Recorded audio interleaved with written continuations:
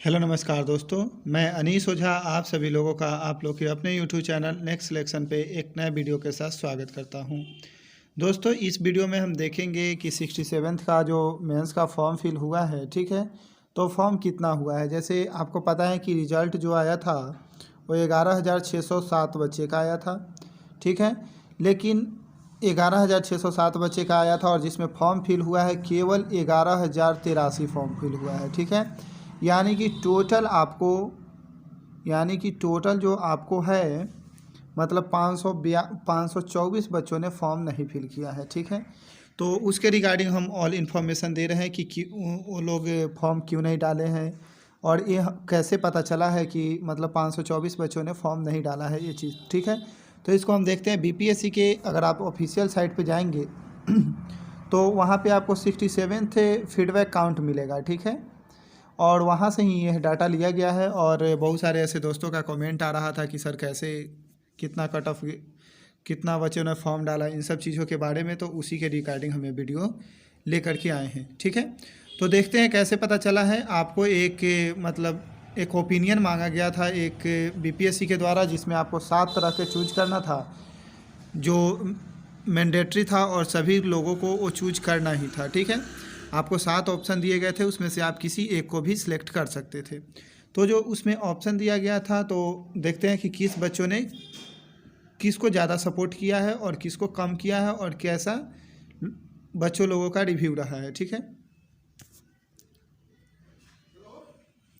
तो पहला नंबर जो था, ठीक है, तो उसमें था optional paper should be replaced by a common paper of essay. मतलब जैसे यूपीएससी में ईसे का पैटर्न आता है उसी को लागू कर दिया जाए।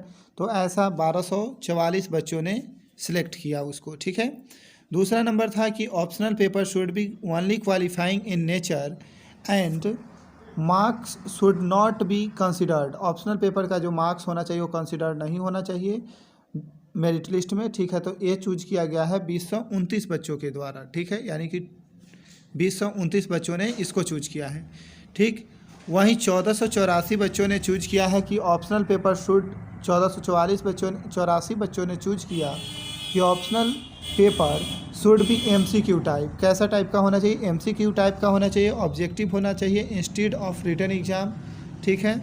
और 138 बच्चों ने चूज किया कि statistical formulation should be used even through such a method would be imperfect and inaccurate due to a small number of candidates in various optional papers, ठीक है।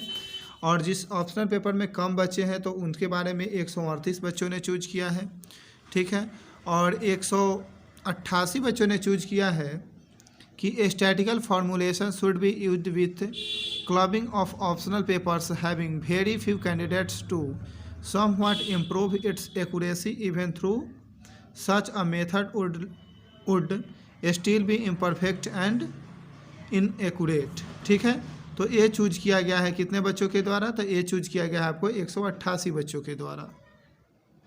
और जो सबसे ज़्यादा जो चूज किया गया है बच्चों के द्वारा वह है आपको 6 नंबर का, देयर शुड बी स्केलिंग यानी कि normalisation but not sure how to do it.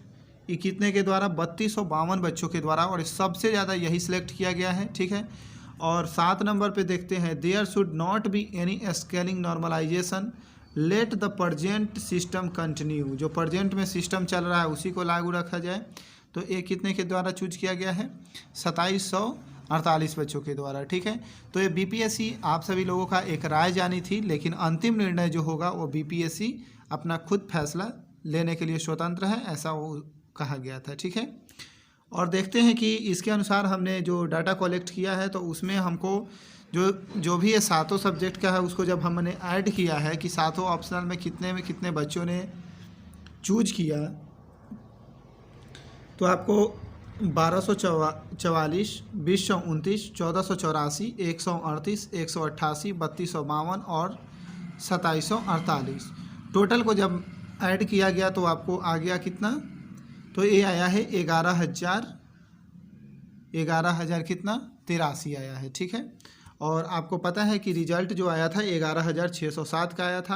हम उसको भी हम पीडीएफ के माध्यम से दिखा रहे हैं क्योंकि यहाँ पे आपको 3,20,656 बच्चों ने एग्ज़ाम दिया, जिसमें से 11,607 बच्चे का रिजल्ट था। ठीक है, तो 11,607 माइनस 11,083 हम करेंगे तो आपका 524 आ जाएगा।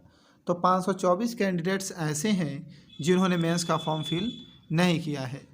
ठीक है, और ये जो डाटा लिया गया है ये आज तक का डाटा है, अभी आज जो डेट है 9 तारीख तब तक का डाटा है।